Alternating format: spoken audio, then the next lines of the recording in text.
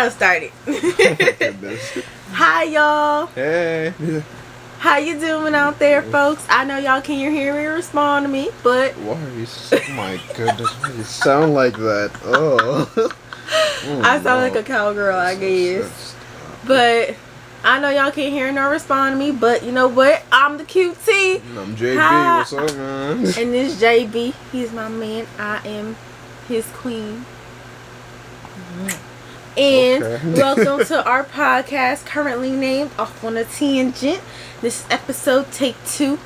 Take 2. Alright now. So a little bit about me. I'm 22. Gemini. And I'm a graduate of the Del State University in HBCU, first and only in Delaware, okay? Your turn. Goodness. I'm JB, 22. No. We're not doing this? No, but seriously, I'm JB, I'm 22, I'm from Delaware State. I currently go to Delaware State, and I am a senior. This is my last year. Yes, Delaware State, go Hornets. But today the topic is relationships. You picked the topic today, so I want you to sort of introduce it. Relationships. The reason I chose relationships for episode 2, number one, I feel like they're very important. Relationships. Well, what do you mean when you say relationships? When I say relationships, I mean romantic relationships. Especially since we all go through a love phase. Eventually. I mean, what were you trying to say for today's episode? I got it. What I want to get out of today's episode, romantic relationships are not what you think they are. Through media outlets and other sources, they're not what you think they are. There's more to it than that. There's a lot more to it. Also, just a disclaimer, y'all. There's more than one type of relationship. So, oftentimes when we say relationship, we also say, oh, relationships this, relationships that. But it's like, you have to specify. You have a relationship with your mother. That's a parental relationship. You have a relationship with your father, your stepfather, anybody that's a parent. That's a relationship. You have a relationship with your brother, your sister, your siblings. So, I will never have a sibling relationship because I'm an only child. But he has a relationship I will never have with his siblings because he has siblings. He has 4. I have, there's father, daughter, parent to child, child to parent. Well, you could have a sibling. You mean in-laws? No, like an actual one if they were to have another kid. Yeah, she's saying no, because she doesn't want to not admit it. Not doing with the disrespect. No, she's saying we're no. Not, no, we're not I'm saying that disrespect. because you know how I am. I just say stuff like that. He likes to keep it real. That's him keeping it real. Yeah, I keep it real. But I wanted to just say that, and her disclaimer, she's correct about that. There are different types of relationships. Teacher to student, whatever. Y'all get it. Yeah, y'all get it. But that's what I want to get out of it. It's not what you think it is. It's a lot more to it than that. Like, a lot of media outlets, a lot of movies, TV shows, there are some that really do portray some of the issues and problems some TV shows do, but they don't go into the full depth of the issues that certain characters or individuals go through. Granted, that's not truly all they're meant to do. Like, they're meant to entertain. They're not truly there to inform you guys or just truly touch the surface. They're not there to inform. What is it called? Like, I know there's satire, and then I know it's supposed to reflect a society, like art that reflects society. Like, say, John Singleton films, which are Boys in the Hood. What's the other one we were just watching about? What's it, Hustle and Flow? We were just watching it in Atlantic City, like a review on it. But Boys in the Hood in particular, I think he might have directed ATL, but just in no sense, when you see media, they're supposed to reflect. It's not supposed to be the same. Yeah, it's not supposed to be the same, but you're still supposed to give something. You got, because for us being in the field, it's more about the viewership. It's not really all that about content. How do you feel like they're portrayed? Like, what? How do you feel like relationships are portrayed? I feel as though it's the same sort of. Well, the older ones are the same romantic relationships. It's the same, similar ones. Guy, woman. That's it. I'm like, what is that? That's it. That's all you got? That's it.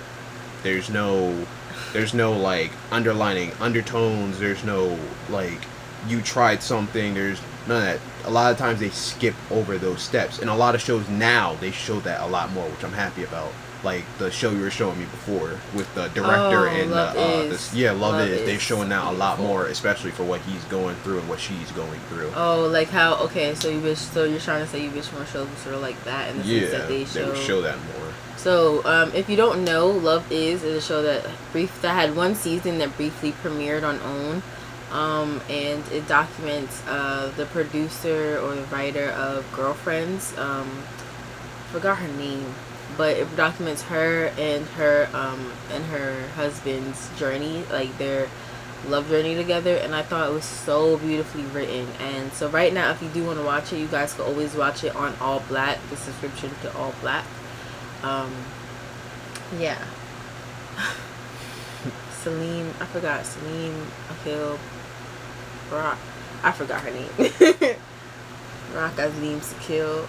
It's one of those. Okay. I also want to touch on what it feels like to be in one versus to not be in a relationship. Alright, so do you want to talk about your experience not being in a relationship before? Yes. Okay, cool. For me, my experience, it felt more free.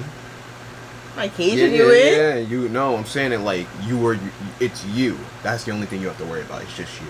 Oh. Yeah, like not free as in you're suffocating me or anything along those lines in a relationship. I'm saying like when it's just you and you're not with anybody, it's just you have to worry about in a romantic sense or like a regular sense. I'm not saying it like all the other relationships. But in that sense, it's just you feed you take care of you, go out, you take yourself to dates, you do all of that by yourself. You. And the problem, that's one, I'd say that's a more so, that might be a pro / little middle ground, but a big negative to that is, it's just you. If you are okay with that, you're fine. You're fine. You throw that negative out the window. That's good. But all those people who can't deal with being alone, those people who aren't asexual, all those people who just like people, it sucks. Because, as a lot of guys would say, and I want to keep it as PG as possible, you're just sitting there with a lot of time and the internet. That's as PG as I'm going to get with it. Just literally, that's what it feels like to be in a relationship by yourself. There are pros to it, yes, but there's also that big negative, you being by yourself. And if something happens to you, excluding all the other relationships, your mother, your father, your brothers, sisters, whoever, your outlet for romance is just you. Unless they want to hear you. But it's just you.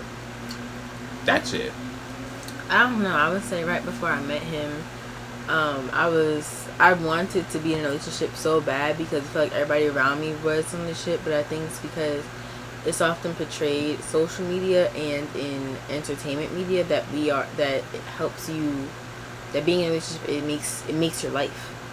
It is your life, and it makes you happy. So when you live a life of like depression, which is truly like what I was living, I would say right before I met you, I was very depressed. It's sort of like you feel like, oh well, the next thing that'll take me out of my depression is being happy in a relationship, and that does not take you out of happiness, I think, as we experience together. But yeah, I think also he's right. Like even if just looking at myself when he's not here, I truly have to worry about feeding myself, and that's so much more cheaper than just feeding each other. So me getting a slice of pizza costs $4. If I want to get a sliced pizza with him, I need to make sure we have about 8 to 10 for something wild to me. For something to she drink. Said $4. I said $4. I mean, better than $5.75 for that nasty slice. We're not talking about that yet. That slice, yeah, that's a problem. But $4 for a slice of pizza? $4? No. I think it's also like you can also be like, you could be single, because I've been in relationships before, romantic ones, and I think it's like I have always felt like I was in a relationship. I may have even, and I know I was in love before, but I feel like you can be in a relationship and not truly be connected. And I feel like I was definitely. That's true. I don't know about you, but I felt really connected to you. like, I feel really not connected. I don't know. So I know for me, it just felt like I was living, and I told myself I need to just live for me until somebody comes along. And I had manifested what I wanted in my next relationship. Like, I wrote it down because I was fed up. The one before, I think, like, the one person I didn't engage with before I met you, like the last person, I felt like I felt sort of like betrayed, or just, I don't know, like, it was just rude, how everything sort of ended. And I said, I don't want this anymore. Like, I kept trying to chase, like, something on TV or just something in the media, social media. It's like, you don't really need this. Like, I'll take what I get whenever I get it. And I thought, and here I am thinking I would not meet anybody until after I graduated. And mind you, I met someone right before I graduated. And I think it's just really crazy how, like, you truly, like you said, have to worry about yourself.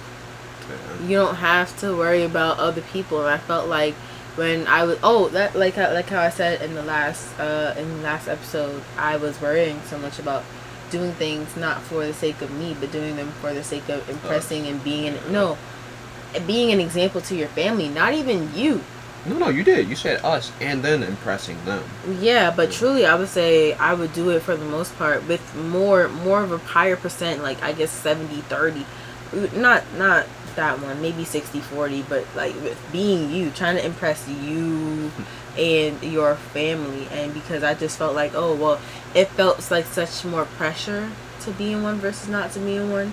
Or because it feels like when you're in one, you take on what their interests are. And that's, like, from the jump. Yeah. You take on what their interests are. I know when I was in high school or something, and I was trying to get with a guy, I would take on what their interests were to try and get their attention. And so it feels like from courtship to even being in the actual relationship, you take on the interest of your partner or your soon-to-be partner or your spouse or whatever you call them. You take on their interest. And I think it's like, you need to have, and I think this is so completely important with women, that you need to know who you are before a relationship, while in a relationship, and after a relationship, so that you can maintain some sort of individuality within yourself. Because I know women, for so often we give ourselves and then we don't take back. So I don't know if that was what you were trying to say. You gave your own spiel on it. That was good. Yeah, that's more so the by yourself. I'd say from my side, I'm sort of in her boat, but sort of not in her boat. Not to agree or disagree, like the experience, more so the experience. Yeah. I was more so on the opposite fence, where I'm learning about it. Like, I'm getting into trying to love somebody. Oh, you're learning about it through our experiences. Yeah, like I've been in previous relationships with different people, but it's more so I've never gotten to this stage. Like, I've never gotten to this stage. I have never gotten here. Like, I've gotten close, but it's more so the last partner was more so forced into the relationship due to family ties. Like, they would be the next owners of the company. They would be the next owners of real estate. It would be me and her. And had she interacted, or had she solidified the relationship with you? Yeah. At that moment, they just pushed her into it, and we would have had that. But I said no. That's not it. Relationships. That wasn't it. You've had some interesting relationship experiences. And at that moment, I've seen a lot of relationships in my relationships, I've seen a lot of them more so forced because of circumstance rather than them trying to be with me. Yeah. It's more so like, I was upset. They want to do something. They were forced to do family. They got to do it. They have a kid. They need somebody else to be the breadwinner to take care of that. No, I didn't. I wasn't interested. I wasn't interested in all that. And I was not trying to do that. I think even when you did come along and I guess I met you for like, it wasn't like that. I thought, well, here's this guy. I think, what happened? Oh, how do you describe it when you met me? Or that night of the party? I went upstairs and you were just sitting there. You look like you needed a hug or something, because you look stressed. Like, she was sitting there, like, on was it your friend's computer or was it your computer? My friend. It was on your friend's computer, her MacBook, and she was just mixing music, and she was just putting all these different songs together. I'm like, what is she she looks stressed. It was a class for project. Yeah, you looked stressed. A project for class. You were so stressed and everything, and we just sat there. We talked for a little bit. I don't think I was stressing that moment. I just think I was really focused. Yeah, you were focused, but you were just like, I don't know how this is fitting together. I don't know what to do because you didn't know how to work. You didn't know how to work the program that much either. You knew how to just like put them together, but you didn't know how to like do different things in the program. The thing I was stressed about was the meme because I'm not like a big meme person. Oh yeah, you were not a meme person. So my meme was trash. It did not make you laugh. It did not make me laugh. It does not make anybody laugh. To tell you the truth, I like a lot of different humor. I even love dark humor. But for me to look at her stuff, and this is no disrespect to her. It's really no, it's not. I'm literally saying it as in like I was really trying to grasp what the humor was. I'm not even saying that in a disrespectful way. I'm literally trying to understand what I was staring at. It wasn't terrible. It's just it didn't make any sense. It was terrible. I don't know. It wasn't terrible. I've seen some really horrible memes, but hers, I was really trying to grasp. I was trying hard. I'm like, what? I don't get it. And then I looked at her. Can you explain it to me? She said, I don't know. I was like, what do you mean you don't know? It's your meme. It's your joke. But I felt a connection in that moment. Like after meeting her, like that was the first time. Like me meeting her, not just a brief moment meeting her. Well, that wasn't our no. Like me first meeting you on your own with no third party. Oh, yeah. But another times when I met her in on campus, my best friend Dion's room. Our best friend Dion, because I didn't know you at the time. Okay. At the time, our friend, and she came downstairs and just sat on his bed. And just watched us play the game. Well, watch him play the game. Yeah, there's another. Do you want to say it? You sure you want me to say it? Like, it was so wild. He was playing GTA, and she just said, Yeet just whipped the bra. I'm like, oh, snap. He's like, oh. He's just like, oh, she just does that. I'm like, wow. Put it in my pocket. Yeah, she just put it in her pocket. No, there was another step to that. Oh, yeah, all right. I took funny pictures on his phone, but, I mean, normally I just put it in my pocket. It's like, you're chilling with your friends. She put it on her face and just started taking pictures. I'm like, what's going on? That's like the equivalent of, like, the girls who wear the wigs. They take their wigs off after a long day, that like around, like, their friends or people they could trust. Oh, yeah, like, that was my equivalent. Yeah. So, that's how it is being in a relationship. That's one of them. Being in a relationship, it feels, she's right, you do take on your partners or whatever your levels are in that relationship, their interests, you really do. Like, there are certain times where I didn't want to do something. Like, for instance, she loves watching a lot of TV. She watches a lot of TV, and there's times I don't want to watch it. I'm more so, I didn't grow up a lot with TV. I did somewhat, but I didn't watch it all that much. I watch more cartoons, anime, and I just sit on Netflix, Hulu, or YouTube. But at certain moments, I sit down and watch them with her because that is a part of who she is. Yeah, and it makes me feel more comfortable being back in New York. It makes me feel more comfortable, like on campus. I didn't watch a lot of TV. But if I feel uncomfortable in a certain place, it helps me like focus or relax or distracts me from ways in which I may feel uncomfortable. And I think that's been a huge thing, like in the ways in which that I comfort myself. That's been a huge thing of my interest. Yeah. What are ways that you feel like things are different now? Or just I guess being in a relationship. Like for me, my parents, they find it very weird, especially my mom. She's like, well, you never liked anime before, or even video games. Video games especially. So I always thought, okay, he said he's playing Dungeons and Dragons. I always thought that was a video game. I never thought it was, I never knew what else it was. I'm not that invested. I don't really care. I just know it's a game. That's all I know.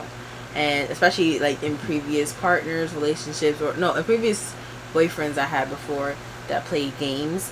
They play games, but not to the extent that he does, or not to the, or not. Oh wow, they don't play it like I do. They play it, but they play it like, like every day or something like that. Wow. But they may not, but they didn't ever really take the time to explain to me what it was. And I think even then, so I don't think I really would have cared. And look at how I think our relationship or our connection just feels so strong that I really do care about what you care about. So I was like, so I took on and I retained the information about what Dungeons and Dragons is, and I could tell you today. If you asked me like 2 years ago what's Dungeons and Dragons 2019, I'm not gonna say it's a role playing game. I'm saying it's a video game. If you ask me today, because of him, I'm gonna say it's a role playing game, and it's not, and it does not even use any videos at all. If you use videos, it's because somebody's playing a video while playing the game. Yeah, it's so a lot I'm of not imagination in that game. Man. I'm not even. I think that really truly shows my growth, because I normally would not have done that. Yeah. Oh gosh, I gotta turn this fan off. If I have to say, let me see. If I had to say, there's a dang, I forgot the word. What, interest? Yeah, it could be interest. The other words you use. Comfort, or I'm gonna just use interest.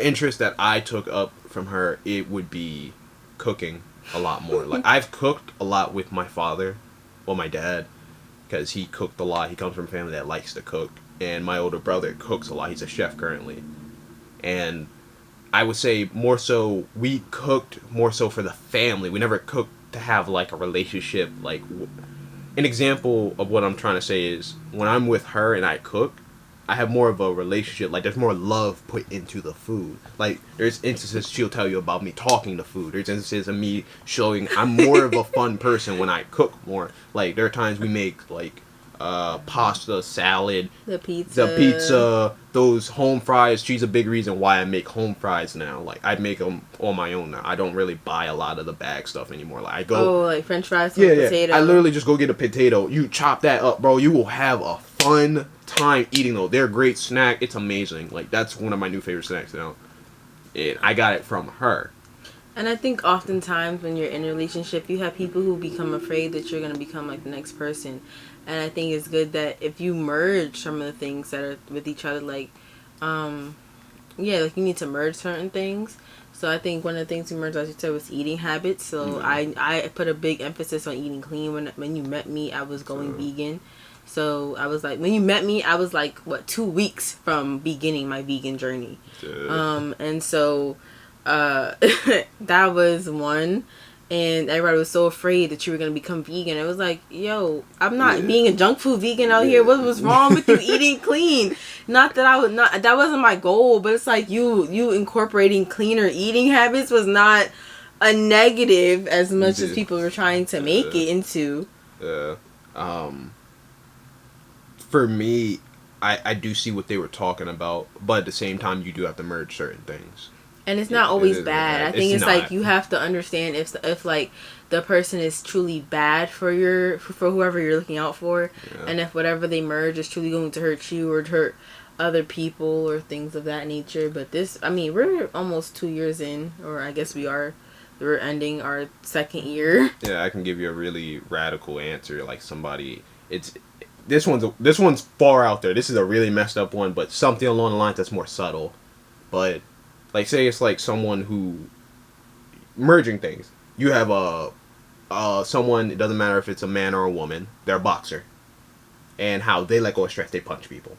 Mm-hmm. That's an aggressive example. Yeah. But they try to merge that, and that's why I said it's a very outlandish one. That's not really helpful for whoever you're going to be with. It's not. Which is why I say it would be more helpful for, I guess, the boxer to meet somebody who introduces different forms of stress management to them. That is more helpful, and I feel like that's sort of like I guess a helpful person.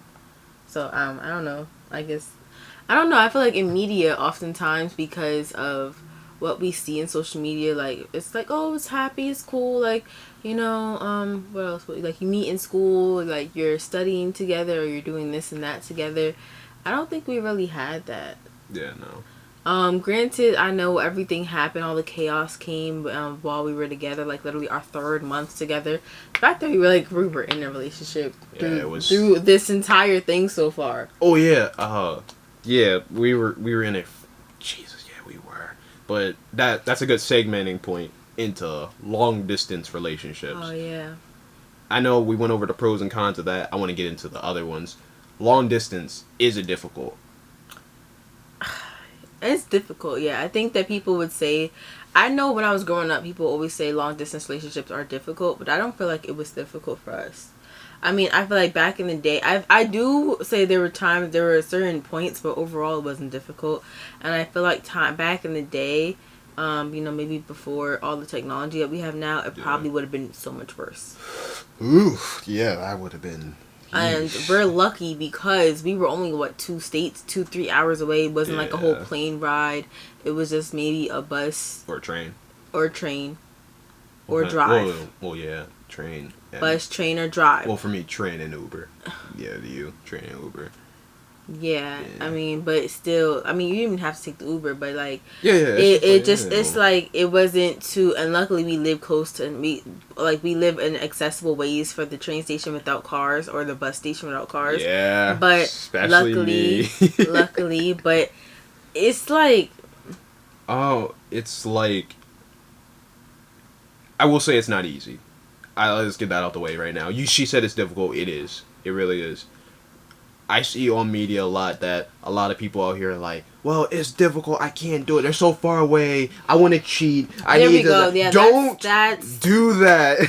That's the narrative. That's the number one narrative. The number one narrative is that people have to often cheat in order to and lie about it, and that's often the reason that long distance relationships fail. Yeah, and I think oftentimes people thought that we wouldn't have lasted because of the cheating aspect. Yeah. No, I'm just making sure. Still going. Making sure. Yeah, no, don't do that. And all those, especially, this is more so for dudes. Do not use that as an excuse. Please don't use that as an excuse. Oh, they're going for a while. I need to get this, or I need to do a. No, you don't. It's. Oh, you want to say that? Oh no, it's mental. It really is a mental thing. Just like you learn in sports, just like you learn in school, it is a mental game. And I'm not saying like a game, I can play you, I can do it. No, it's a mental game of you and how strong you are. I understand we all have urges, we all have those moments of weakness, but we all have failures at certain points, and you learn from them. But this is still a growing thing. You need to be patient. Be patient with it. You really do need to be patient with it. I think also we went through a lot. We went through a lot of emotional trials and tribulations on our own that we could not have been together for, but wanted to be with each other for. What you went through a couple months ago, or back-to-back incidents, honestly. Yeah. And the fact that I really couldn't be there for you, and that hurt me because of the connection that we have. Yeah. That hurt me like to the core. I think even the things that I go through with my dad and those trials and tribulations, and I want to be up there to help you and support you, but I'm far away. Yeah, just even to give me a hug for that moment. Yeah, I would not even have to be there that long. Literally a hug to help her calm down. There are nights where she would just break down, and I would just want to just be there. And I would be crying. Upset. I really would be upset. There'd be a lot of nights where I would be crying on the phone to him, but I couldn't. And I wouldn't even say about our relationship, but just about other things that were going on in life or other relationships in my life. And I could not have done anything but cry to him. And he would be all of those nights on the phone. And ironically, he was the person who would get me to a calmer state where if I was angry, if I was sad, he would calm me down. Yeah, and there are times where, like, I know a lot of people can relate to this, where there's times where well, for me, these example, you're playing a game, and someone calls you, and you're having the greatest game ever. They're ranting to you. That moment, you didn't realize it was going on. And I'm not saying that to put anybody down. I'm saying it like, at that moment, I just use that game as background noise to listen to them. Like, you played the game so much. Like, all you people who play sports games, like, you could play a CPU and just listen to them. That really helps a lot. Like, if you're upset at something, take it out in the game. Just literally take it out in the game and listen to them. They want that ear. Like, I've gone through that a lot, and I've learned that more so in this relationship, especially with her. I think also, as you were saying, with media often portrays, was it long distance? Are you done with the long distance media? Or we can keep going. If I was going to say, my next point was going to be about when you're angry at somebody. That's when that's where it was. Wait. There we go. Okay, camera cut off on us, y'all. But I was making the point about, I I was making the point about how a lot of people often feel that you need to cheat.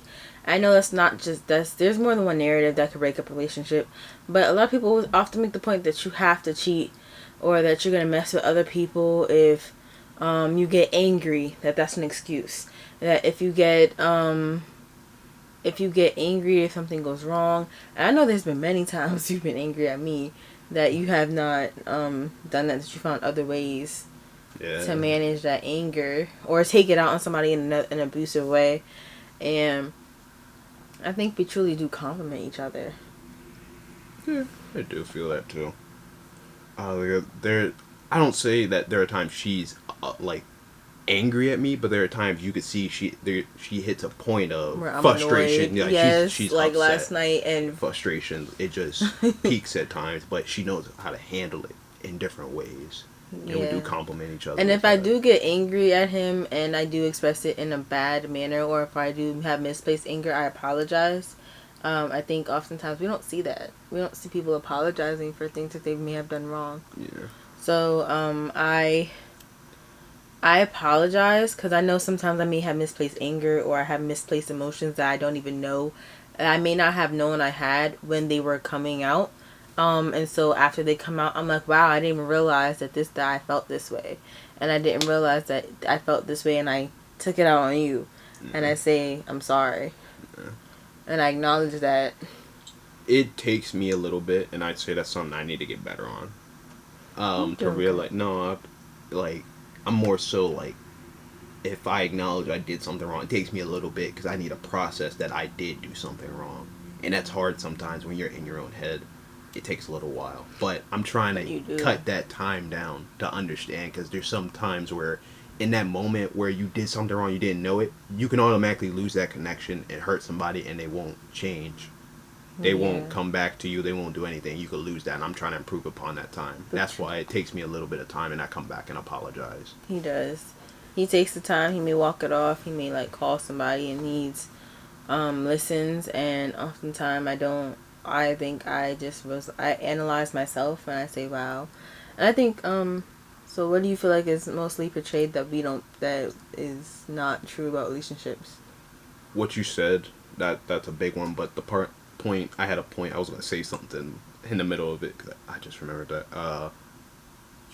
It's more so of an overview of what you're talking about. You don't see the negative in media.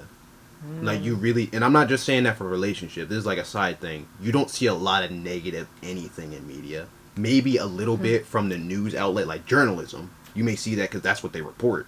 But sometimes that's a little biased because it picks up one or the other for more clicks, depending on them. Because there are some news journals out there that don't care and they will report everything. But I'm saying this as, you don't see a lot of negative in media. You don't see the downfalls. You don't see the, as they say, rising troughs in math. You don't see a lot of fights, conflicts. You don't see a lot of that at all. And that's a big problem because it's not always sunshine and rainbows in relationships. And uninformative? Yeah. Like when the media is not meant to inform, you don't see the negative. You just don't see it at all. Entertainment has a lot of false positivity. Yeah. So name some images, for example. Some images? Yeah, that you say you would see media. What's an image I could say? I would say, this isn't really the best example because you could see in different outlets, sort of like you could see the aftermath of different things, like people. That's not the best example. Social media, I was trying to give a distinct example, like the one that's happening recent. But yeah, social media where you just see all these pictures of love here, different things here. Ooh, look at me graduate. Social media, you never really see the problems that we go through. Like, there's somebody who could be suffering from an addiction. You don't see that. You just see the ending. Okay, I would say a recent example. We all know a certain YouTube couple that just sort of went their separate ways. And I think we all truly saw their positive side. I know you're not into that stuff, so you may not know what I'm saying. But we all truly saw their positive sides from of course, what they chose to give us on and through their content. But when it came to their breakup, or alleged breakup, we don't know what went on behind closed doors. And so we don't know what, we all sort of kept saying that through the speculation. We didn't know what was going on. And I think that was a huge thing, because it's like, it was truly portrayed off of that. And then people felt like, oh, well, there's no good men because this happens. There's no good men because this happened. And I think it's truly a trickle-down effect. It's truly a trickle-down effect. Is that the right term? What do you mean by that? Because when something happens in the media, say if it's celebrity or if it's public figures like influencers, or if it's even in a popular show, we feel like, oh, well, that justifies that's justified behavior for most men out there to do what they do. And a lot of women start feeling like that's justified behavior to bash a lot of men, especially our black men. Yeah, that is a trickle down effect. And so and so when something happens, so say for instance what I just named, that example I just named, when their first initial incident happened a few months ago, I remember everybody started tweeting, wow, no good men anymore, he was the last one standing, this and that, and it's like there's a lot of good men out there, but just because this one man had messed up doesn't mean that all men or a lot of men are bad. I think, maybe just those that we see in the public eye, may have, let whatever has happened to them get to them, or like their fame or whatever get to them, or that true relationship has run its course. Doesn't mean everybody's bad, and doesn't mean that you won't find your perfect fit. Yeah, that's true. Did I hit on what you were trying to say? Actually, yeah, you did hit on it. You hit on that. Yeah, I think it's like often we run into that. I think just as a society, especially us being so young, like I think we often look to the images of love that we have seen portrayed in movies and TV and other forms of entertainment, and social media as we got older. So I know before social media, it was always like TV and movies. And, of course it's fake. And of course you only have at least 30 minutes, 40 minutes before you get 45 minutes before the clip is over to only do but so much. Yeah. It's... How do I want to put it? It's very... I will say I do give them credit in some areas, though. About what they do go through and certain things. It got better. I feel like it has gotten better throughout the years. But it has been to a point where I think it has manifested itself on so many people throughout the years. So everything that we have watched a lot of toxic love, which I didn't realize. We watched a lot of it. I didn't even realize it till we were in Atlantic City and we were watching that parody review of I think it was ATL or no. Love and Basketball. It was you and Love and Basketball. You guys were watching So our friend had put on this this review channel, or this channel that sort of like talks about what movies are, and he sort of says it. I like the way, the demeanor or the candor in which the YouTuber says the reviews of the movies. He's pretty cool with it's funny, and it's truly like it's truly in an ebonics way, or a way that a lot of us can understand in slang, and it means, and so when he was reviewing Love and Basketball, which I'm not a big fan of that movie because most of the time people compare it to my favorite movie, Love Jones, but he was reviewing Love and Basketball, and a lot of people would always say they want their love like Love and Basketball, and he pointed out how toxic Love and Basketball truly was. Love and Basketball, he pointed out I forgot, Quincy, which is my name, but the character Quincy, he did not want Sanaa Lathan's character. I forgot the other guy, the girl's character, Sanaa Lathan's character. He didn't want her unless her hair was done. And when her hair was done, he paid more attention. When her hair wasn't done, he didn't pay attention. The way that he broke up with his fiance the day before the wedding, or like a week before his wedding, he didn't really communicate. And I'm like, wow, this movie truly was toxic. Yeah, that sounds very toxic, actually. And I mean, it just like the lack of communication, the truly only wanting somebody when because in their good looks, not when they truly did not look good because they were focusing on their career, and her career truly was basketball. That was just one of many movies. I think, what's the other one? Poetic Justice. And Poetic Justice had a lot of toxicity on Janet Jackson's character's part. I forgot her character's name because, again, those movies are often compared to Love Jones, which is my favorite movie. But those movies, I don't know, like, they just didn't speak to me as a kid as much as some of my other favorite movies did.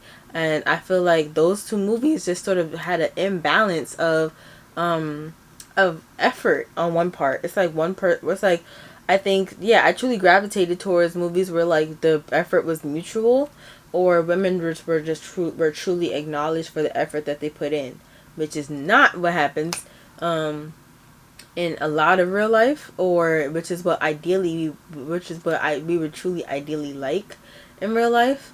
Some people would like that. So, I think that happens a lot. What? That was a lot. Truly, that was true. It's the truth. No, I know it's the truth though. I mean, it was just a lot. What I said? Yeah, you went on like 3 different ones. I'm like, Jesus, that was what points? Yeah, I'm like, wow. I think I made a good point. It was just one point, but I think I made a good point about like the toxic behaviors, and that truly truly influenced an entire generation, because as like I said, we didn't have social media and we didn't have internet TV for a long time. And so for the time that truly was our formative years, that we were at home, coming home after school, doing this and that. So all of us who lasted, to this point, to these ages, we, even to the point that some of us, maybe the people who are our age and have kids, they have kids because they carried on these toxic behaviors that they saw in movies. Yeah. Not to say that it's bad that y'all have kids, but more so to say that a lot of those toxic behaviors, and it was so subconscious. It wasn't even consciously, like because you see it, or we saw it all the time. We didn't even think about it until now. We weren't at the stage or the ages in life to think about it yet until now. And it's like damage has already been done for some of us. Yeah, for some of us. I'm not in that ballpark. We're not. No, we're not. But no, I was talking about watching them. I'm not in that ballpark. That's why I'm so quiet. I'm trying to absorb this. I'm not in that ballpark because I didn't watch that when I was a kid. I didn't watch a lot of the movies when I was a kid. I watched Love and Basketball, but not over and over. But just like Medea movies, where we're used to seeing toxic, I would say parental behavior, where we're used to seeing, Medea movies, we see them get out of it, but we're used to seeing toxic parental behavior in Medea movies. We're used to seeing, and we're just like, oh, well, it's fine because she's an elder, so they're supposed to be on us. Yeah. I say I'm more sorry if I cut you off. No. I'm more so of where she's actually watched them. I say, like, you know how there's people who actually do, like a coder. There's a person who actually codes, a developer who does everything. I would say I'm more so of an ARM person because I learned some of these things. Like, you're a person who's seen it from the outside perspective, but you don't do it. Like an armchair. Like, you got the chair and you got the arm. The arm's a side, a piece of it. Like, I'm the arm person in this whole thing of the movies because I learned more of it through social media.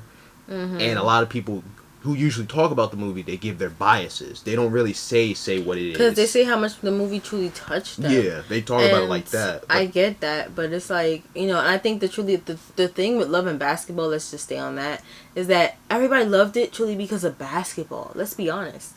People loved it because they felt the connection of basketball. I don't think, and I think it's like, oh, look, it's a love story. But it's like, I don't think they really felt the connection to love. Or maybe y'all did, but it's like... Maybe in a different manner. Or maybe y'all did because it's like we wish that we got the love at that... And at that point, we were only wishing, not truly, like, enacting on the love. Yeah. Yeah.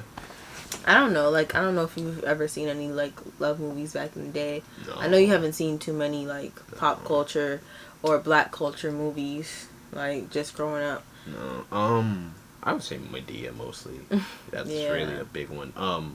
I did see pieces of Boys in the Hood. but that's not a love movie. We saw Boys in the Hood, but I don't even feel like Boys in the Hood influenced us, like the generation of us. Oh no, it did not. As much as it probably would influence maybe somebody in your sister's age or or our friends over 25. Yeah. I don't know if there's any love movies that I've watched. And even if you didn't, I think it's just about like seeing certain behaviors, or if you understand the behaviors I'm talking about. My sisters, sisters watched a lot of love movies, TV shows, and I would see like often toxic behaviors, like the dude will like push them in the lockers or tell them to get in the car or attack them or different things. And coming from my background, my family, and mostly in my family, 80% of my family are women. And we learned at a young age how disrespectful and how messed up that stuff is. Mm-hmm. And to see that, like, it's one thing when your parent says it, and then for you to actually see it on media, and I would look at it and I would say, I'm not going to be like that. Like, me and my brother both stared and watched my older sister watch this with my little sister, and we said, we're not going to do that. We want nothing to do with those things. And our stepdad, our dad, would sit us down and tell us that that's not appropriate. You should not do that. Earl, I think that's also goes into what you were saying before about how men are truly not even acknowledged because the single mother culture. Oh yeah, man. That's what's it called? Boy. That's a big thing. And when we were growing up, I feel like that was very much portrayed and given the narrative and given the pen. Single mother culture has been given the pen, and I think it's only just now that we're really truly getting that single fatherhood picture, like that movie with Kevin Hart. And the fatherhood movie? Single fatherhood. Yeah. Because, I mean, I know for me, I watched my dad truly be a single father for a long time. And it's like, my dad was a single father longer than my mom was a single mother. Mm. And it's like, I think it was... they just don't, and I feel like I've also seen single fathers like in my lifetime, and as you were saying, it's like a lot of the extended family, or I may have done it in my personal life, but a lot of extended family have not given that what you say, acknowledgement. Yeah. Like as you said, as uncle, because he's an uncle. as young as he is, which I was really surprised that he's an uncle at like in his 20s. Which I think you were uncle like in your teens, actually, right? Yeah. Yeah. Leaving 19? Yeah, leaving high school. Yeah, I was an uncle. Yeah, I was an uncle. So that's... Oh my goodness, wow, yeah, I was. Really young. Jeez, yeah, I was. Like, in his teens. Junior year, I was an uncle, yeah. Which means that, he was an uncle in his late teens, and I think it's like... Which is really... To me, that's really early to become an uncle, but... I mean, wow, even think about your younger sister and brother that's there. But the point I was trying to make, you were talking about acknowledgement. I forgot about that point. No, uncles, how you don't get acknowledged as an uncle. Oh yeah, on Father's Day. Yeah, I don't get acknowledged as an uncle. Like on Father's Day, it's more so of where on Mother's Day you would see like moms, you see sisters, you would see aunts, grandmothers, whatever you want to call your mum. I call mine mum. She calls her my mother's mother. I call her Shauna. And then my father, I call her grandma. I'm just saying whatever your equivalent is. You understand the point. On the father, they get acknowledged on those days, but for fathers, it's like she's the first example I've met where on Father's Day, other than the father, somebody is acknowledged. Like it's usually on Father's Day, it's just the dad. It's never the uncles, it's never the brothers, it's never the little ones. There's even I'd met a friend who even their nephews get acknowledged on Father's Day, and they were they're just brought into the world. They're like 1-2 years old. And she has another one coming on. They're still new to this planet, and they're acknowledged on Father's Day. And I said, that's beautiful. Yeah, that's beautiful. I think I feel like that has some form of toxicity only because it's like they're not it's just like the same thing how women don't want to feel kids pushed on them. It's like to me that it feels like you're just pushing the kids on them, on just only because they're so young. Well, that's only my opinion, but that's what I'm saying. It's like we had single mother culture here so long. Yeah. And because it's been so long, and because we grew up on that, you know, a lot of the young men in our generation grew up on single motherhood. You don't believe me. I went to an all boys school. 90% of that school single mothers. Nothing. Single mothers. Wait, you talking about people who were raising the people, your schoolmates in the all boys school? Only mothers. Only mothers. Okay, and I was like, and you see, that plays a huge point. That plays a huge thing, because it's like, it's just like when we watch Boys in the Hood, and we wouldn't even have watched it if it wasn't for our class. Yeah, I wouldn't have watched it. When we watched Boys in the Hood, and there was that that moment where the dad took him to the other neighborhood to teach him about gentrification. Yeah. I think I know I've had relationship times like that with my father, but again, I'm father daughter, not father son. Yeah. So. I'd say I more so watch things like that. No one ever explained it to me. I had a mentor sort of tell me certain things, but he didn't really go into depth about it. I more so watched it where she got explained and got to see it. I think you've become a really great man from that, though. Like, from not even, well, you know, from everything you've been through. But yeah. I mean, anything else? What about what media, the way media portrays? I also, for media, I do feel it is a telephone game too. Yes. It's I feel like it's a telephone game. And we can go back before social media too. And I'm not just talking about like social media, all that. I'm talking about media and TV too. Like what you were talking about with the trickling. It's also a telephone game where somebody would say like the wrong information or give misinformation about it. Even though you watched it and it give you a different perspective and mess it up. Yes. And then just portray something. And I watched a generation really get messed up about that. I think I'm watching a show like that. It's called Sisters by Tyler Perry. Mm-hmm. And oftentimes one of the sisters in the group, in the girl group, they work at the bank with another girl with, like, say, girl number 2, woman number 2, yeah. Ex-boyfriend. And so, no, they work at the airport with the woman number 2's ex-boyfriend. And so if something happened, woman number 2 will always hear about her ex-boyfriend or her boyfriend at the time from the woman who worked at the bank, because that's her best friend. And that would be like, you know, now you're hearing about it from you're not even hearing about it from the horse's mouth. So now it's like you're not giving him a chance to explain, and now you're already built up while you're mad at him. Yeah. And I mean, granted, yeah, okay, I get the loyalty and things of that nature, but it's like the man, and oftentimes you didn't even give the man a chance to explain himself. Yeah. That's like really big. They need to be able to get the chance to explain themselves, or just be, they don't get the chance to express themselves, men. You guys as men. And I do feel like it's not fair. I feel as though that is something that it's not our fault. I'll say that right now. It's not our fault. It's definitely not our fault.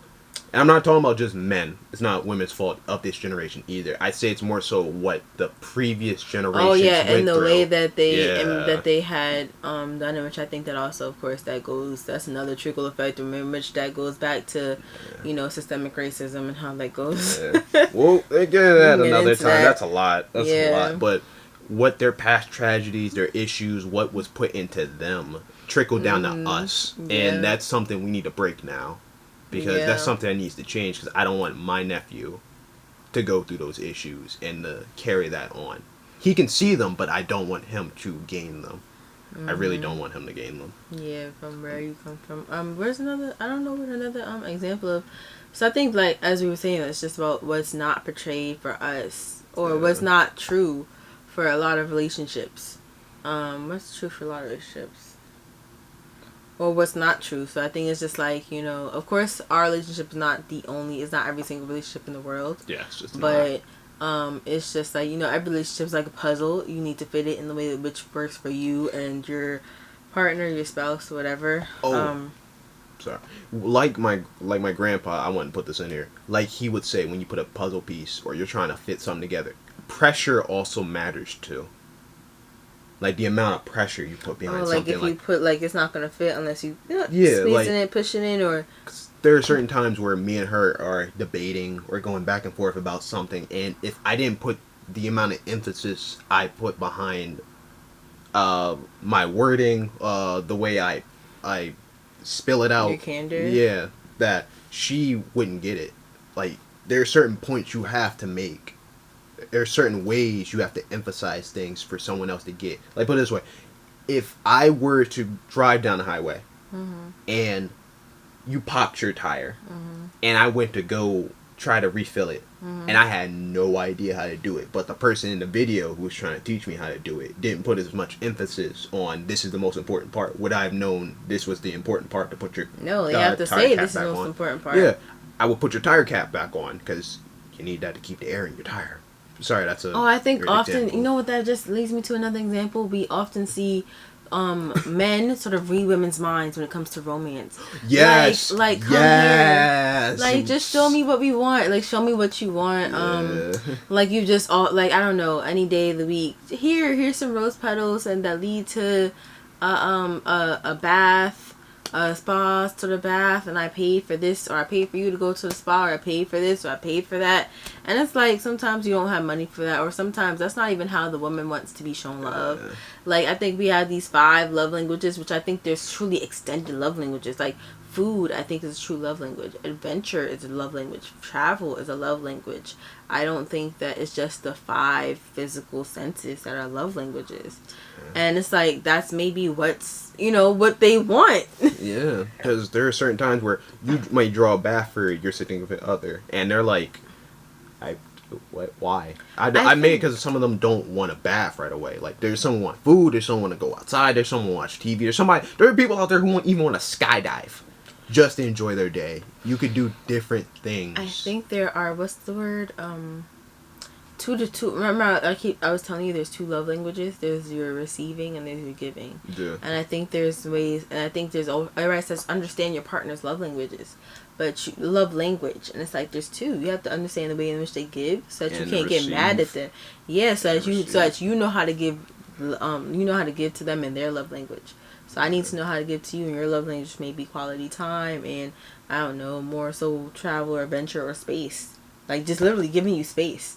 And I think I think that's the same thing where, like, you had to learn, I guess, for me, it could be food and quality time. Yeah. A lot of quality time. Yeah. Or touch or whatever. Touch. Like, you know what I'm saying? Like, it could be, I think it's those top 2 that you may need to know how to do. Like, I know some people like gifts or whatever. But you need to know your partner's giving love language, and which the way that they may give you, they may give you love, and the wish that they want to be receiving love. And don't be afraid to experiment. I think you have to do that, because you may know right off the bat from somebody else, but that's their relationship. We don't see that. We don't see the experimentation phase where you're experimenting. Oh yeah, we don't. Where you're experimenting with your significant other before, like, you even get to like a place like this. I feel like we had to experiment with each other. Oh, I know I did. I experimented a lot. What? Trying to figure some things out. Like, to you may not have seen it, but it was certain things I was doing subtly. Like, to try to figure out certain ways to make sure you were happy or okay, or that, like, your mom or your other relatives won't tell you. There's certain questions I've asked them to see how you were doing. Oh, anything really I need beautiful. anything I missed out on? Is there something I'm not getting? And they're like, they try to teach me some things. We don't really see beautiful. That. Like, we really don't see it. Like, in some movies, you would see them sort of ask the best friend or the person close to that person. More so males or more guys asking the woman's best friend, or what is she like, or where she like to go. You're asking the interest of where they like to do in these sort of interest moments, but you're not really you're not getting into them. Like, you're not digging below the surface of who they truly are. You're just trying to get with them, or as they say in the movie, try to get in their pants. You're not diving deep, man. We don't see that in media. We really don't. We don't see that. And I don't know who I would blame that on, because I don't think maybe you could blame that on the people who make the media, but I just think it's like, you don't. Yeah. Or we could blame it on societal standards, because societal standards, they've always put, when, we moved from a matriarchy back in the motherland, we came to a patriarchy. Patriarchy had put it on themselves to be the breadwinner. Yeah. And then they put it on themselves and so as time progressed, they put it on themselves to be the people who are, the women put it back on you. Like, okay, you want to be the breadwinner, you want to be the head of the household, so make me happy. And it's like, if you're not going to let me make myself happy, make me. So yeah, the narrative. I think that I think the narrative's truly changing now about men. Well, no, it's starting to. We had some.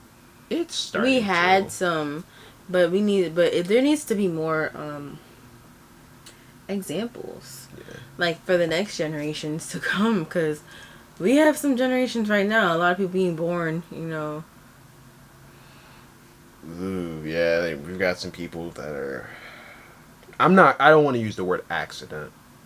No, I say pandemic babies. Like, they're not really accidents. I just say, like, No, I'm saying it more so, like, you didn't do it because you wanted to do it, as in, like, you were comfortable. It's more so of a rush thing. Or it happened, just happened. What's it called? I would say, what's the word? There's a quote, and She's Gotta Have It, that I love, where the guy says, where it says, oftentimes beautiful art is made from tragedy or tragic times. It was talking about when 45 got elected. That's what it's mentioning. Because they had like a really like sad scene where everybody was sort of sad because 45 was elected. That was like documenting 2016, which I would have loved to see how they have documented 2020. But of course, we're not going to get that. But I think it's just the same thing as to say a lot of, I would say, miracles or just, births, like figurative birth and, births of babies are like literal babies are going to be or have happened during this time, the pandemic, and will have had happened after it's over.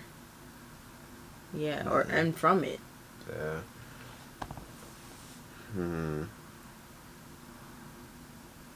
Because I'm surprised, one of our friends. I'm surprised they made it so far. I mean, granted, they made it truly 3 months at this point. This month makes their 3rd month being a father. Oh, yeah. I just got who we were talking about. I'm like, who? And I'm like, okay, I got that. Yeah, that's... And it's like, I think we've seen a lot of them just sort of, even in his situation, he just make the most of what he's been in, like, with the job search, with the jobs and everything. What you said earlier about there not being good men, that really did have an effect on this generation. What do you mean? Like what they said, yeah, that really has a big effect because guys are counted out before they're even met.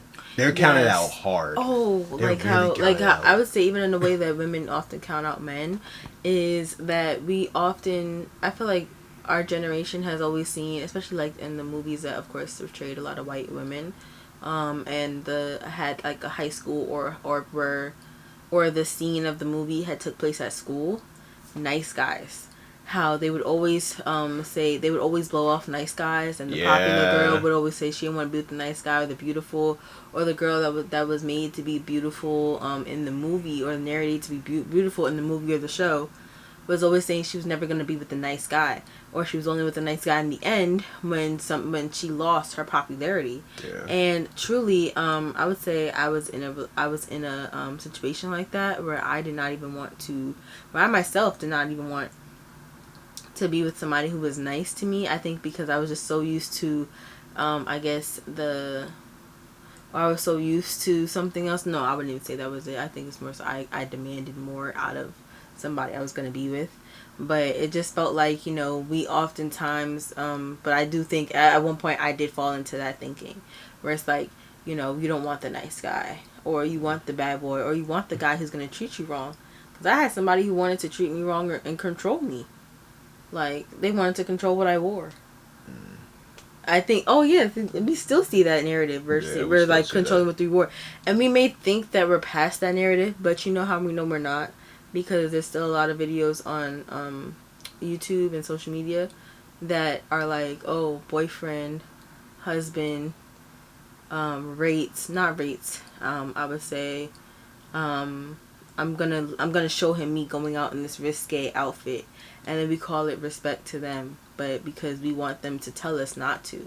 We do it with the intention of them telling us not to go out in a certain outfit. Yeah, and there are times you ask me. I ask you for your opinion. Yeah, I want your opinion. Yeah, but not because.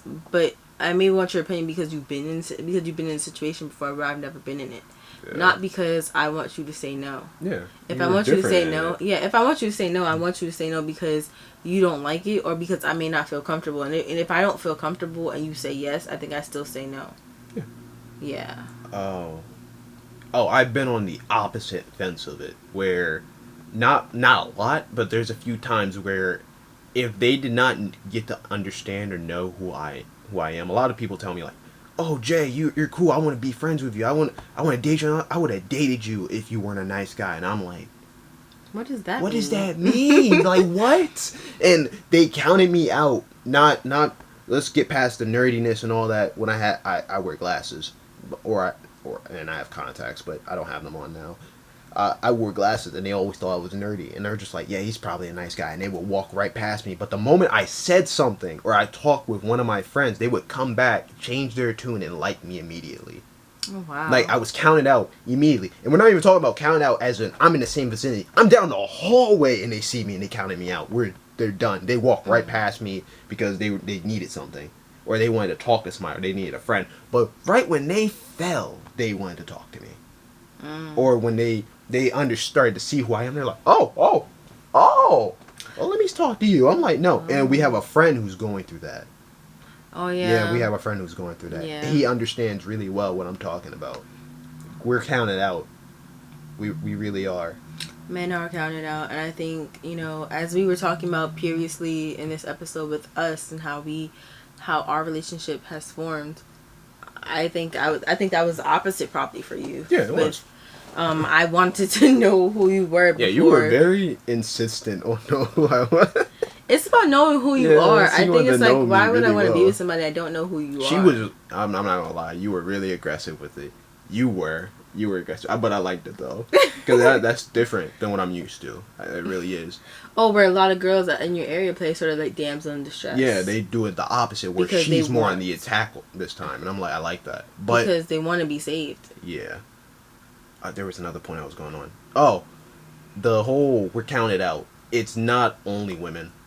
It's men too. We play into that narrative too. It's our fault. Mm-hmm. It really is. Because when we go through these certain issues and we're counted out and all that, you turn around, you call them words, you do actions, and you continue. Count yourself out? Yeah, you just count yourself out and you dig a deeper hole, which you should not do. You should be trying to build that relationship, trying to build on certain things, trying to understand what went wrong. Because even if it's not on your side alone, you could try your best to push in to see why it's not working, instead of you just falling down. Because as everyone says, it's easy to fall, but it's hard to get back up, and we got to learn that better. And I know a lot of men are touted in media that we're the hard ones, we do all this stuff.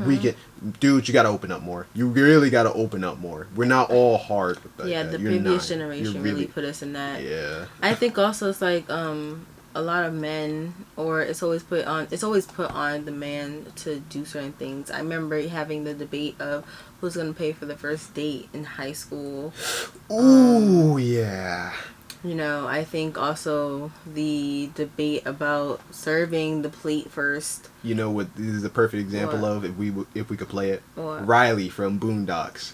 When he said if she's a woman, why I gotta pay? She's a hoe. I'm like, wow, that really embodies like a whole conversation about that. I'm not fully agreeing what he's saying, but that really puts you in the mindset to think of there are two different sides to that conversation.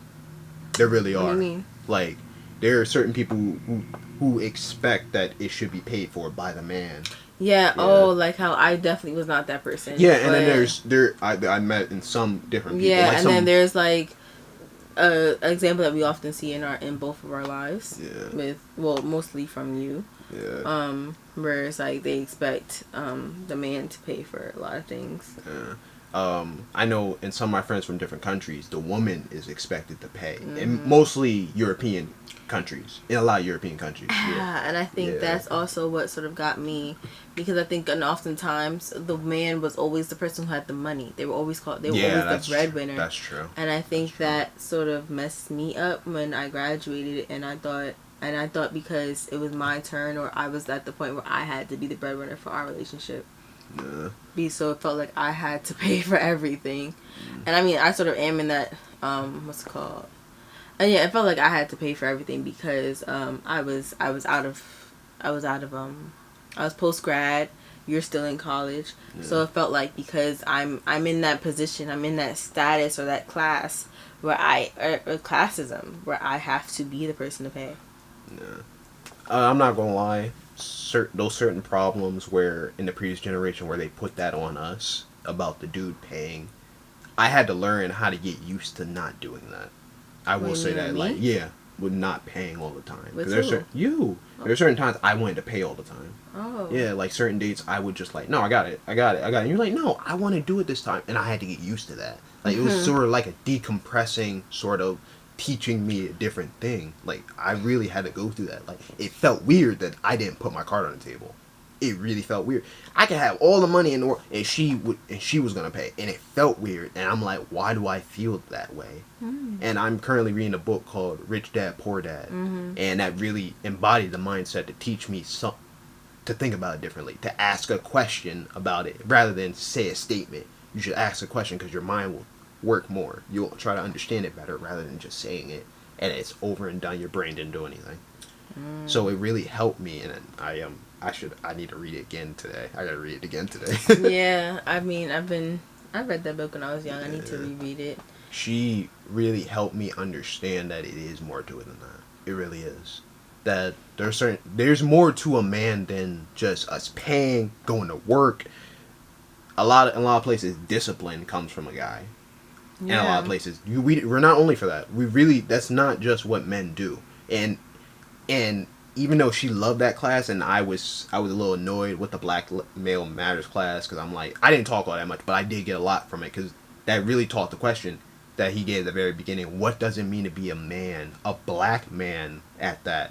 And he took it a step further in America, but I'm just talking about in general. What does it mean? And I've been asking him that every day, and he said at the end of another class I had with him, I think it was literature. I think it was a literature class. You took world literature. Yeah, I took world literature with him. Afterward. He said I have to figure that out on my own because he's still trying to figure that out to this day. And he's like 40. Yeah, he's 40, and he's doing this. He's still doing this. Grown man, you know, 20. He's literally like twice our age. Yeah, he's twice our age, and he's still trying to figure it out. And he said, when I find an answer, please give it to him so he can figure it out too, so he can pass the message on. Because this is a learning process right now. But I think, you know, what's really great, like Josh and EC, their channel. Oh, wow. No.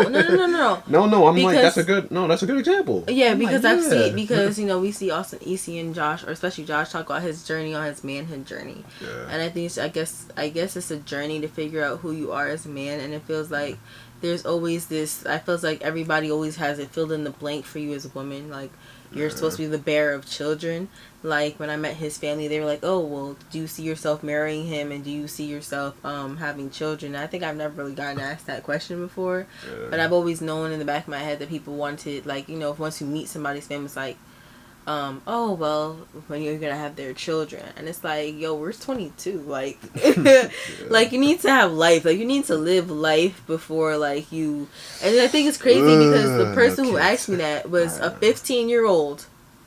Like, it was a 15-year-old. Oh, and it's like, you know, and I think I get it. It's like when you're that young, that's what you know. And then also when you're that young and you know, you've dipped in or you've grown up in, like, not gender roles. What's it called? Traditional? Or you could put gender roles in there a bit. You can. Truly, yeah, you guys do have gender roles, but is it called traditional? I would say just lifestyle, or what was the choices? I remember we were talking about choices. We were talking about values, traditional values, where that's what you value, or mannerisms and values. So that's really big. Or just like gender roles. I think another thing that's portrayed in media often that we still see to this day is I would say gender roles, especially when it comes to money. I think gender roles is often portrayed with money, especially, and we don't even acknowledge that. Yeah. Like, we say, oh, well, money this, money that. Like, we don't give each other, like, oh, like, yeah, we often put the money on one person, and I think, why can't the money truly be equal? Yeah. And even in what we see today, money's always, like, it's always, like, a off scale. What is it? Tipped off scale or a heavy scale? Yeah. Where it's like, scale. You don't, where it's like where it's like one side, it's not balanced.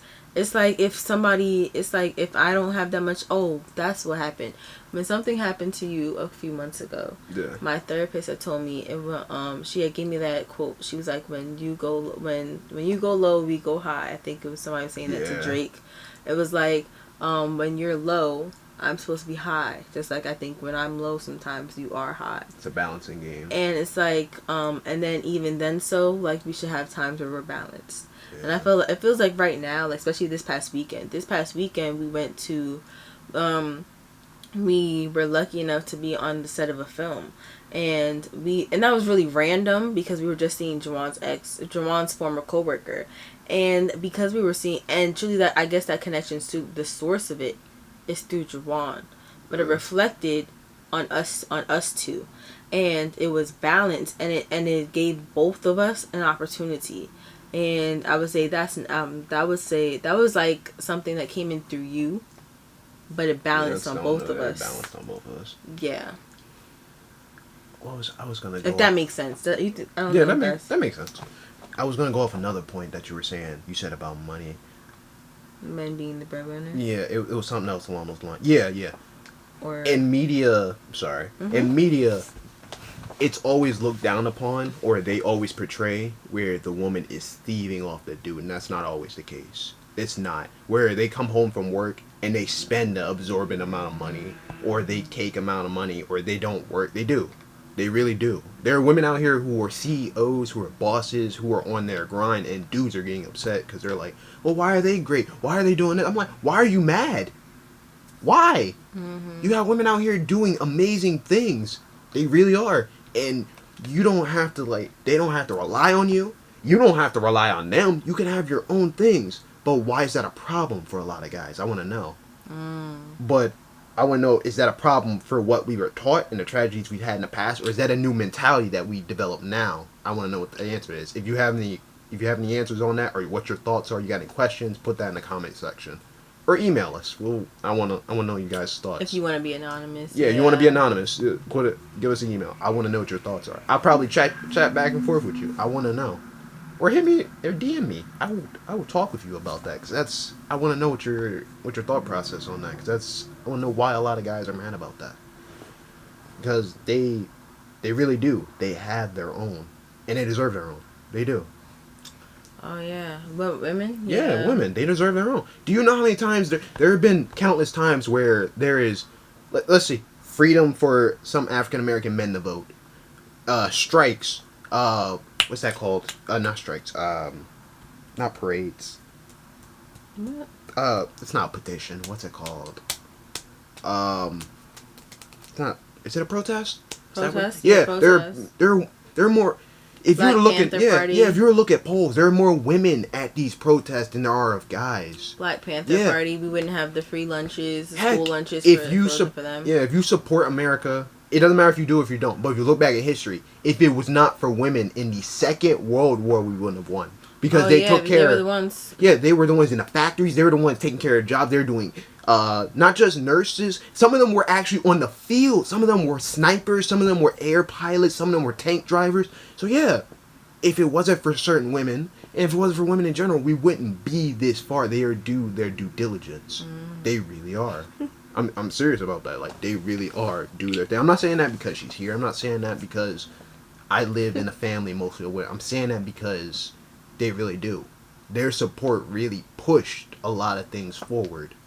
And they deserve theirs. So if you're mad that they are up there doing their thing, that says a lot about you.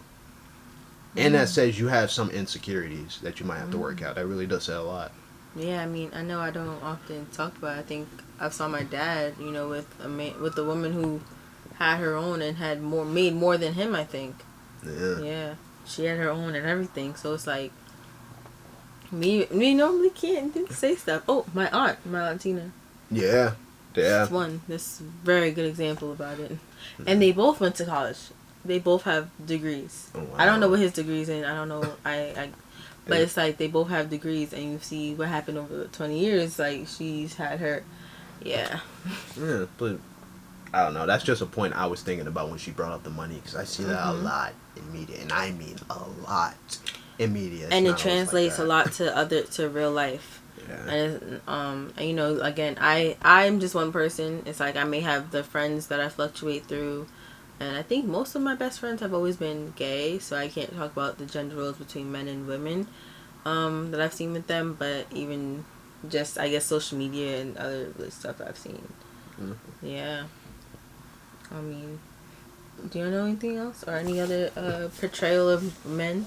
Or portrayal of relationships in media? Do you think it's that they move fast, or just like I know, the acceleration? I'm sorry. Yeah, I would say I know. This is more so for movies, because movies you're not supposed to sit there forever. It's supposed to be like some movies are like an hour, but somewhere between the 2 to 3. If it's a documentary, probably like 4 hours, somewhere in that range. They usually say movies last about 3 hours max. Yeah, 3 hours. So in that range, I know they don't have a lot of time to explain the development or do it, because that would extend it far out. But that acceleration process, I feel maybe it might have. This isn't definite. Had an effect on people that it should go fast, if that makes sense. Yes, because you see it happen so fast, so instantly, and then it's like, well, where's mine? Yeah, and it's like a candle. You just not a candle, a match where you just and it just goes out, and you just watch it die out. And I'm like, that's not how relationships work. You have to feed into them. It's like a plant. You have to really truly feed into relationships. And I think we don't see the people feeding their relationships. We just see them. They get in the relationships. So it's like, oh, you see them buy the ingredients for relationships. You see them find the recipe. That's a good analogy. You see them find the recipe, you see them find the recipe. They go to get the ingredients, and then you see them truly say, oh, this is too much work, and they don't want, and then they just order something else, or they have somebody else order it. Like they don't get they don't get it, you know. They don't get like the finished product, or they don't take the time to make the finished product. It takes a long time before we see somebody actually truly make the finished product. Dang, there was another one I had. Dang, I had it. Oh. No, but your analogy was really good. I like that. Thank you. Shoot, it was for both men and women. I almost got it. It's coming back to me. There it is. Do not get in a relationship because you see somebody else in a relationship. Please don't do that. Oh, yes. And the expectation, all because somebody else is in it, that peer pressure to push you in it, that's not fair. Whoever did that to you, you got to rethink what your relationship is with that person. You see that with like your family members, with how they feel because they see us happy. Yeah. They feel like, oh well, where's their happiness from that, instead of truly, I guess, searching for finding their own. Yeah. Like I wish. Yeah, I wish it was easier out there for some people. Yeah, I mean. Well, not really for the relationship to flow, for them to find it, that connection point. There's some people. One of our friends included is having a hard time trying to find that connection. That person has those pieces. It's just that. The connection. It sucks, yeah. I think even being in the pool, the thing is just like being in college, or that networking thing about going to college these days, about you know, you can have all the right skills but not truly be able to use them because you don't know the right people. Yeah. And it feels like, or you're not putting yourself in the position to know the right people. Oh, like this past weekend where it's like we have the skills, but we haven't had the opportunity to show the right people that we have the skills until I say this past weekend. And they were very impressed. They were very impressed. But we didn't. But say for me in particular, if I did not call out of work, I wouldn't have had the chance to show my skills. Yeah. And I think that it's the same thing. You know, you don't put, oftentimes with this generation we have a lot of things coming to us. Where you get hit with a lot of things quickly. No, I'm saying not just I would say in life events or like hardships. I mean like just like how we have food, groceries. Yeah, that's what I meant. Like you were hit with a lot of different things at different angles. Like you got to take care of different things, like bills and different things. You got to take care of food. No, I'm just talking people in general. Like food, clothing, shelter. There's some people out here who are homeless. Yeah. Because of what happened, we get hit with a lot. I was saying, I was going to make a point how we have so many things delivered to our doorstep so easily. Love is no different. We have, just like how we have groceries. Ooh, I didn't think about it like that. We have Instacart. Wow. We have, you have Instacart for groceries. I might be thinking about that We have Amazon. I didn't think about it like that. Wow. We have Amazon for, like, anything you want, truly, with the exception of a car. No, they sell cars. What? They sell cars. I'll show you after this. They sell and houses? Cars. Okay, well. Yeah, they sell cars. You have Amazon. I didn't know about the house part. Yeah, they sell cars, though. You have... No, they sell planes, too. You have Zillow. Zillow and Realtor and Apartments.com for, like, all that, you know, for just to find your place without even having to use a real realtor. Yeah. And then you have, what's the last one? I guess Uber Eats, Grubhub, Seamless, DoorDash, ChowNow, all those. Oh, my goodness. You don't understand how much when I worked, we used DoorDash so much. He had all the credits. I had over, like, $200. But she always used my credits when she was But, like... But like in the same sense that we can have all those like 5 or all those true necessities. Even Tesla, they don't even have real dealerships. They have a website and it's just okay, we'll build it to whatever you want. And they're gonna send it to you. And it's delivered, like your car's delivered to your doorstep. Oh, Carvana delivered to your doorstep. In that same sense, we have love delivered to our doorstep. I think there's that one Family Guy episode that talked about when it introduced Quagmire to the internet and Tinder. We have Tinder, Hinge, I think it's called. Tinder, Hinge, Black Planet. Black Planet. I guess you said eHarmony. That's how my dad met his wife. Match.com. We had those back in the day. Christian Mingle, Black People Meet. That's still up. Tinder. What's the other one that we have these days? I forgot. There was an equivalent to Tinder. There's another one. Black. That's the one I use. BOK. Black. I remember I was on that for a short bit of time. And we have, and probably there's a bunch more that I'm not even thinking about. And the fact that we have all these and much more to find love or even sex. We have to find... Oh, wait. What? Now that you said that... No, finish your point. I got something for them, too. We have all those options to find it. So it's like... It's like, why? Why do people feel like they don't really feel the need to nurture? Because, like, I can have somebody else here at my doorstep. Or because they can find wealth so quick. It's like, I could buy my way to love. Or I could just, like, I don't even have to put too much into put myself in the pool to find people. So it's like, as long as I stay on these apps, I'll find something. But truly, you have to just, I think, go outside. Which I'm learning about that when it comes to finding friends. But it's like, when it comes to finding romantic love, people don't want to go outside anymore. They don't. And just like, like in the show, like you said, we were watching Love Is, how they met at a coffee shop because she didn't stay in her house and do all her work. Yeah. You know, he's like, you have to go outside and just put yourself, I think that's truly like the new form of putting yourself out there is being physically outside. And that's wild coming from my background as a kid where you had to go outside every day. You had to go play. You had to go... you had to go meet people outside. You had to go to the store. No, there's kids these days that don't know about that. Where you had to go around the corner to get stuff. They don't know. We don't. Yeah, we don't. Oh yeah, like because we have GoPuff to literally bring your not here. You gotta wait a few days for that. But I mean that's just one. That's like another example of having your deli, like your deli, your corner store, convenience store, whatever. No, they won't. These kids in this generation, not our generation, the ones after us, in the next generation after that, they won't know about that. Because everything's delivered to you. Everything's coming to you. Yeah, we're going to sound old. Yeah, we are. We probably sound old right now. Yeah. It's wild to think about. Like, she just said that, and I'm thinking about that. It's so wild. They will never know what it's like to go around the corner. And your mom said, go get some milk. Go around the corner to get milk. It's delivered to you. And forget same day. There's people out here getting the same hour. Same 30 minutes. Amazon does that. Yeah.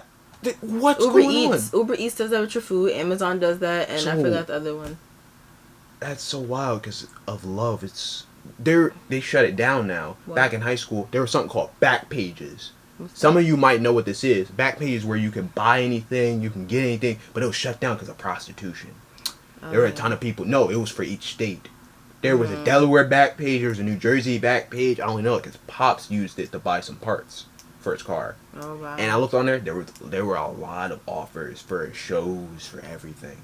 And I'm like, wow, that's wild. And then yeah. Oh yeah. This lighting so bad. That's fine. We'll figure it out. Corrected. Yeah, but it's. I'm sorry. Were you gonna say something?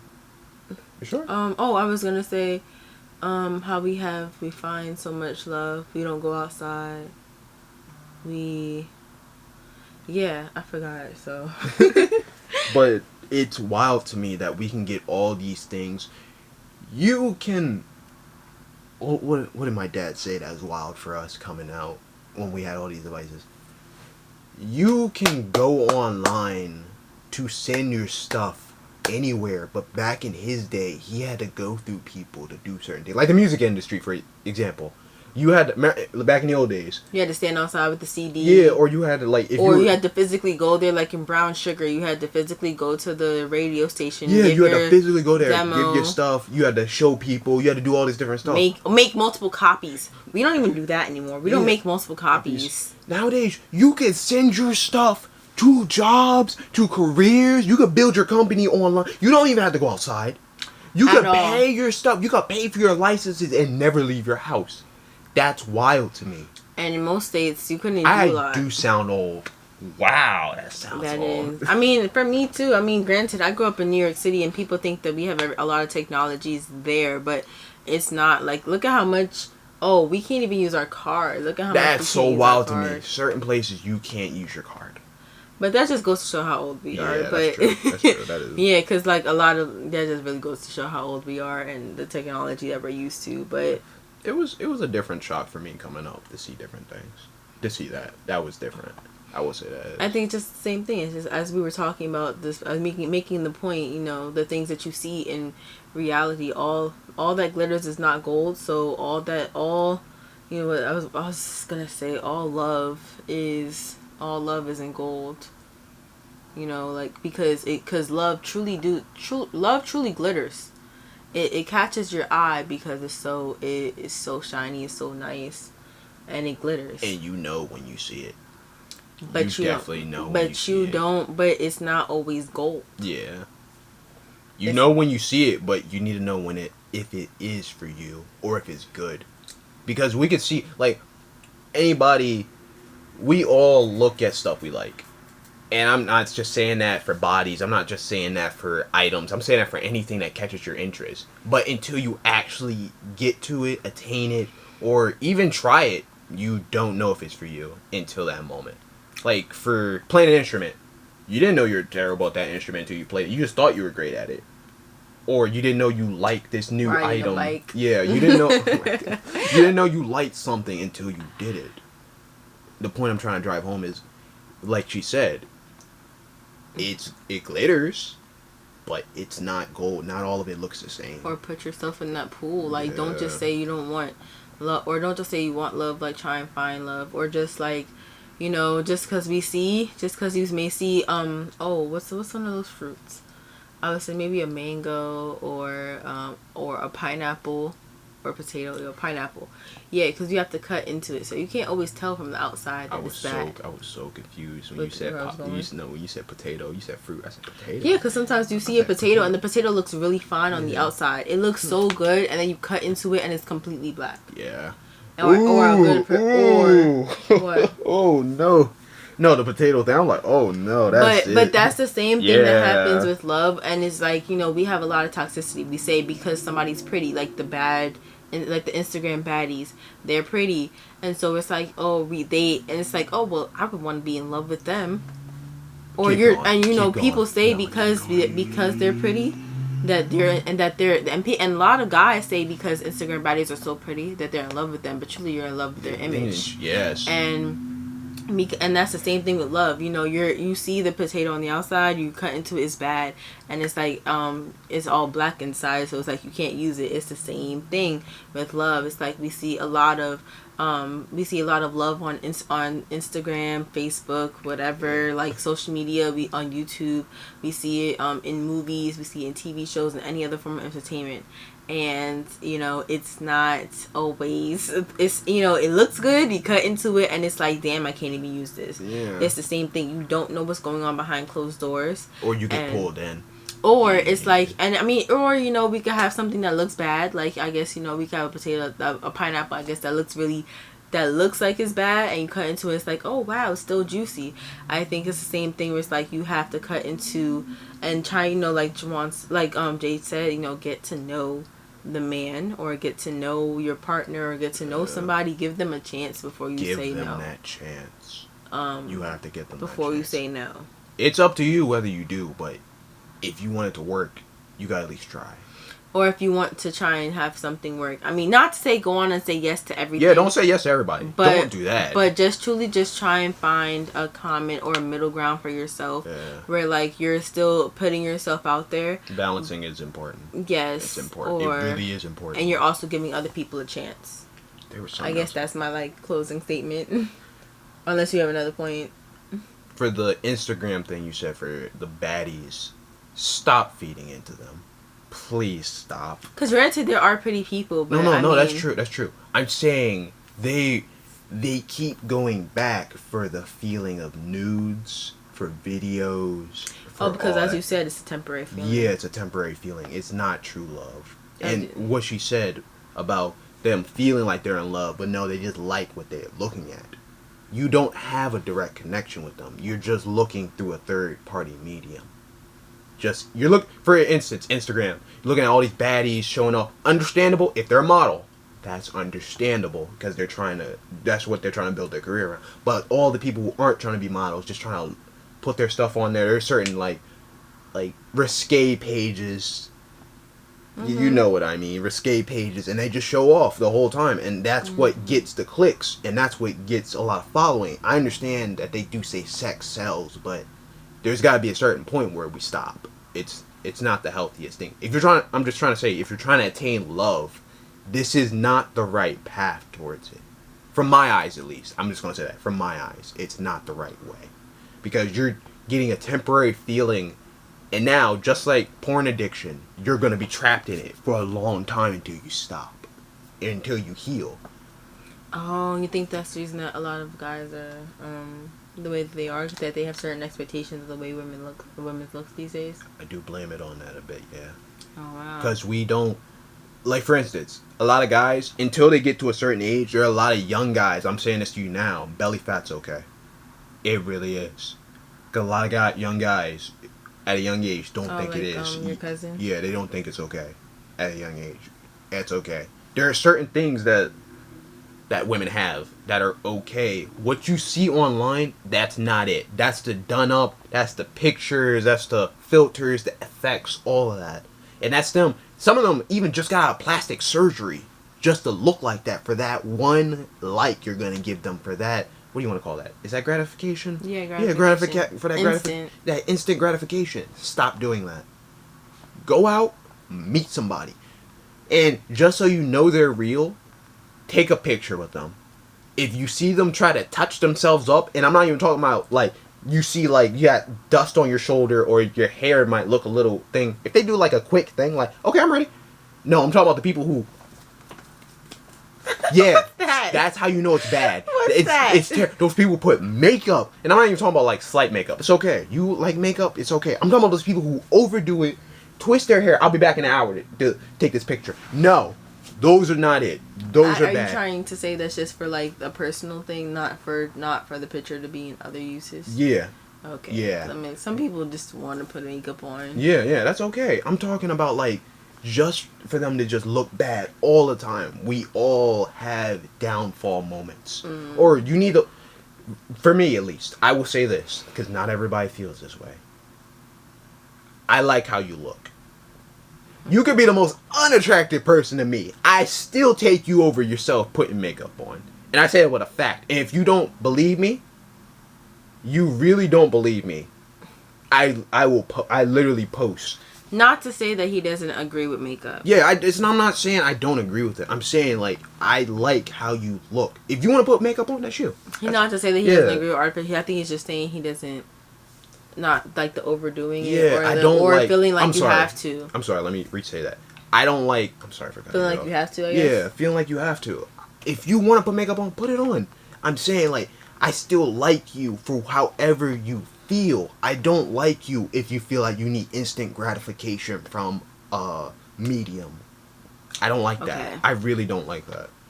Because that shows me you're more invested in what somebody else behind a computer feels about you.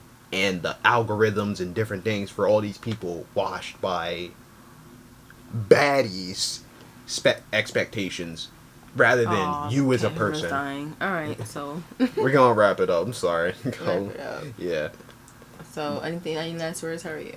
No. This has been. Any last words? Okay. Yeah. This has been JB. This has been Off on a Tangent episode 2. If you have any other names for our podcast, leave them down below. Or any ideas you want to give us, questions, comments, concerns. Yes, like he said, if you at any point hit you, comment down below, or you can shoot us an email at JBQTMGMT@gmail.com. And she's on Instagram at CEEE the